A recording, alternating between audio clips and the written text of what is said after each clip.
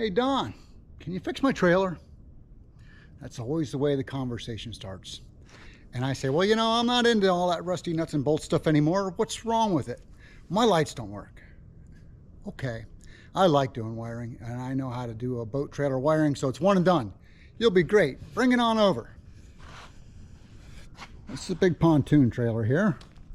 Well, why do I have the whole bow stop assembly off? I'm just doing the lights.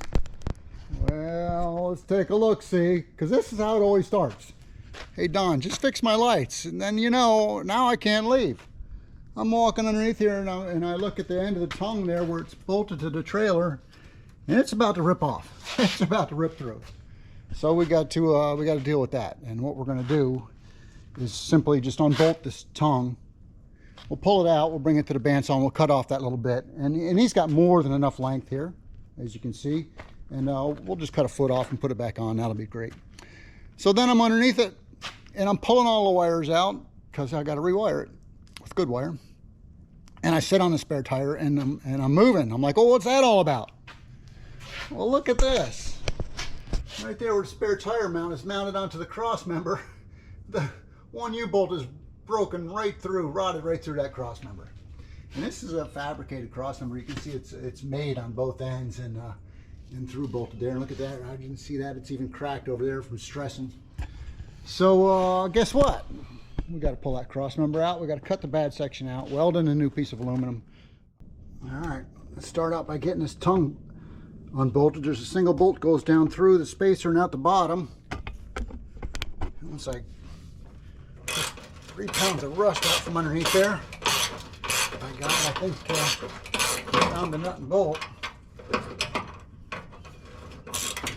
Oh, rusted saltwater boat trailers. Does it get any better than this? Look inside that. Yuck. There wasn't no rust in there. Ants. Oh boy. All right. Well, let me get to the other end. Get away from these ants. Oh. Now we got to take the 2 bolts going through the center, and we'll pull the whole tongue right out. I guess I should back up a couple of steps for you. Some important notes. Yeah, we've already got the entire winch stand off, set it aside. Got that out of the way. We've just got that rear bolt out of the tongue, so that's ready to go. We can take these 2 big cross bolts out now and pull the tongue right out of there. So that'll be good. But before I've done all this now, what I've done, I've jacked my trailer up, and I've got it a jack stand right at each corner on either side where that cross member goes. That's going to hold to support this trailer. Keep it flat here. Keep the frame rails pretty flat so I can get things back together. Okay, now I can pull this tongue out. See if the 3/8 impact will get it. Yeah.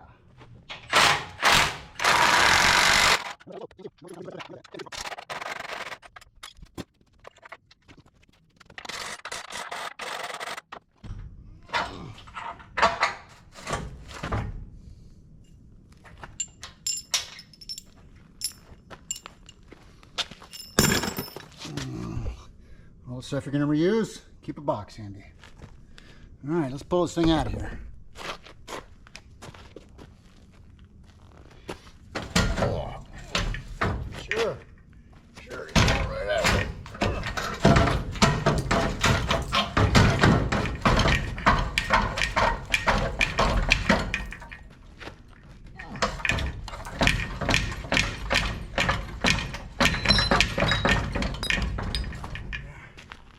And a couple of aluminum spacer blocks in there to keep it from moving around.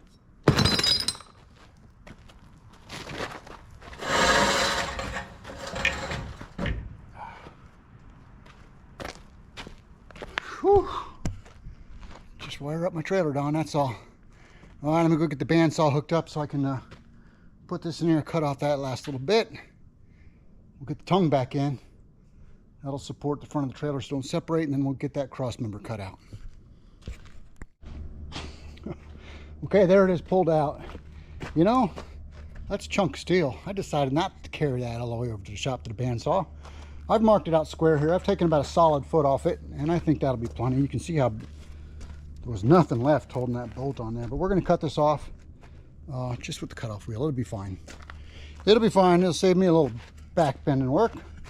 Let's do it. And don't forget, I got my safety glasses.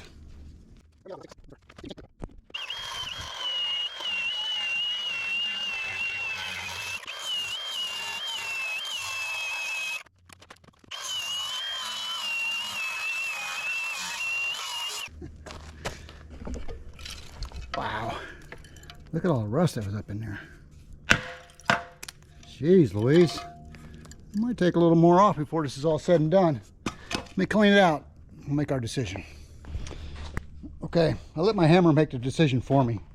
If you hit a piece of metal, you can hear it's got a distinct ring to it. And so here's the bottom side. This is where it was rusted so bad. And if I come back a couple feet, that still sounds good. I'm going to go all the way till it starts to sound hollow. It'll sound like cork.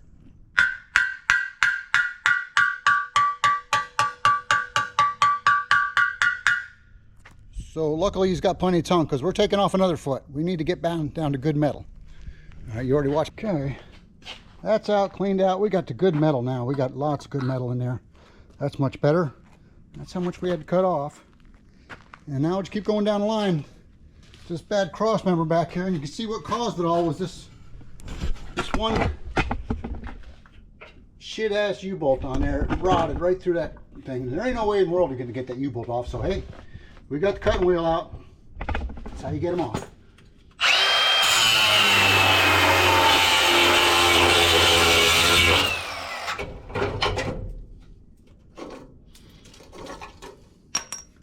Just like that.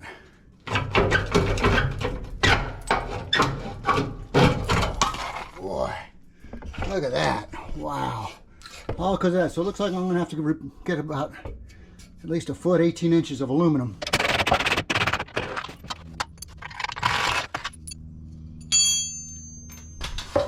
Whoa. Well, I guess it's a good thing he came in to get his lights fixed. There's how much stress it was putting on there with that being broken. You can see it's bent that piece a lot that was bolted to the side of the trailer, and you can see the weld is cracked all the way around. So I'm gonna have to beat that back flat, and then I'll take my grinder and I'll grind out that crack all the way around, put a fresh bead in it. That side's not broken, but you can sure see it's twisted out of shape. I'll have to build that one back flat, and then of course, you know, we're gonna have to cut a foot out of here. Get all this. This is the equivalent of aluminum rust. We got to get all that out of there, and that's because of that steel spare tire carrier being bolted right there. You can see the rest of it's good.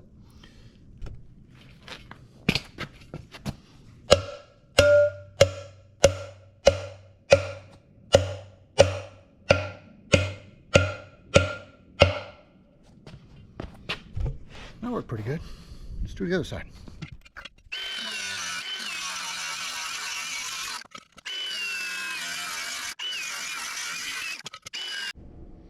Okay, now that we've got all our pieces fit out and measured, this is angling this back across. We need to bevel all these edges.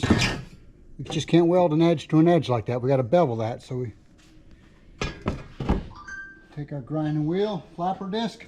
This is an aluminum flapper disc. It's made for grinding aluminum, and I only use it on my aluminum. When you're welding aluminum, it's got to stay clean, clean, clean. This is off a saltwater boat trailer, so I'm expecting troubles with this, but I'm going to clean it up the best I can do and hope for the best.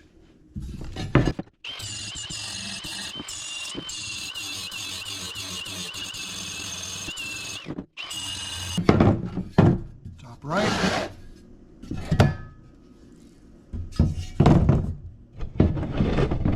Top left. I've got all these labeled. I got to get all put together. Okay, let me get this all stuff strapped together, get ready to weld. Okay, we're ready to burn our first piece on. I got it all jigged up onto this piece of 2x2 angle. Everything's ground out, beveled, ready to go. The aluminum spool gun we're using is a Miller. We're using an 030 wire, 043. And what I'm going to do here, I'm just going to tack it on the opposing sides, get it where it don't move, and then we'll take all these clamps off and burn it all the way around.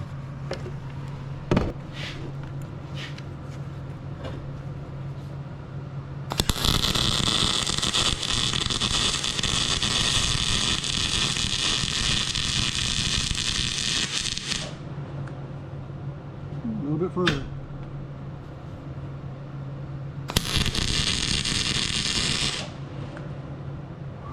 That looks pretty doggone good. Whew, not bad for a bunch of salt encrusted aluminum. All right, I'm gonna get the other side stuck to it. Double check my width on the measurement first. Make sure we don't have to grind a little bit off, make it perfect. Don't have to fight it in there afterwards. All right, I cleaned up yesterday afternoon. Back on the job this morning. So, well, I mean, you guys know how to bolt something back in. There's the cross member, welded back together, bolted back in place. It's ready to go. It's solid. And now the trailer frame all looks straight like it's supposed to. I've pushed the tongue back into place, minus that much, a little shorter now. And there's a single bolt that comes up all the way through the frame here, up into the inside of that tongue, so that's bolted. So now my tongue can't move left or forward or back at all. You can see I've wedged a screwdriver in this side just to stay over so I could drill my holes. These are 5/8 holes for where this tongue goes through. And now I'm going to drill the other side. I'll show you a little trick. A little trick of the trade. It helps me anyways. Rather than trying to drill all the way through and line them holes up, you know, that ain't going to work so good. Let me get the camera going here. So what I'm going to do, I'm going to pull my wedge out. And I got a 2x4 underneath here to hold that height so it stays the same. And I'm going to pull this wedge bar out and I'm going to slide the tongue back to this side without letting it go up or down. Now I got my tongue right tight in them holes there. And I got a couple of drills here and a handful of drill bits. These are 5/8 holes, and you just don't want to burn a 5/8 hole through there. You know, I mean, it can be done, but why? But here's my 5/8 bit. And I'm just going to put it in there. I'm not drilling all the way through, but I'm going to get it enough where it leaves a good mark.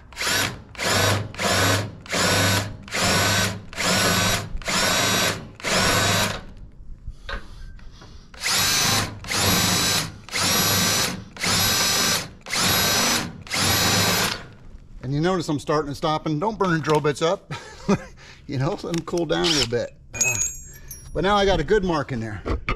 I mean, that's where it wants to go. So put the 5/8 bit. Now I'm going to put a 1/4 inch bit in there. And I'm going to run that one through. That'll go a little easier. I should say that'll go a lot easier.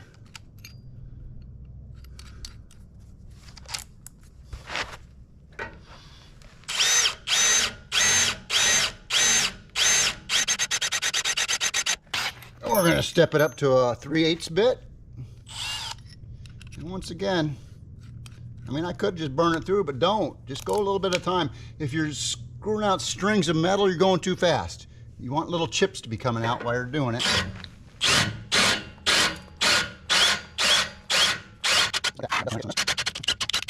And we're going to step it up one more time to a 1/2 inch. And then we're going to burn that 5/8 through there. Oh, I forgot to do the other one. Doggone it.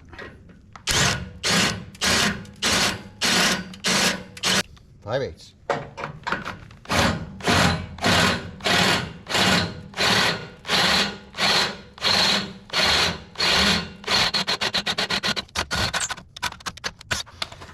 Okay. Now I'm going to drill out that second one, and I'm going to get my bolts through there, get that done, start putting this thing back together. And of course, anytime you're working with stainless steel, take the extra time, put some never sees on it. Especially these big bolts, oh my, well, any of them for that matter, but stainless steel will gall to thread. It'll stop, it won't go on, it won't go off. Stainless steel isn't easy to cut with a cutting torch. It's actually quite difficult. You throw the oxygen to it and it cools it off. Anyways, we got the back bolt started here now. I'm gonna leave that one loose. That's gonna hold my height for me, because I got to slide this back and forth now, because there were some spacer plates that went in the sides, and I got to get that through the spacer plate and through the bolt and everything out the other side. But now I got there, I'm going to run this other bolt just to make sure everything's good and happy. That's good.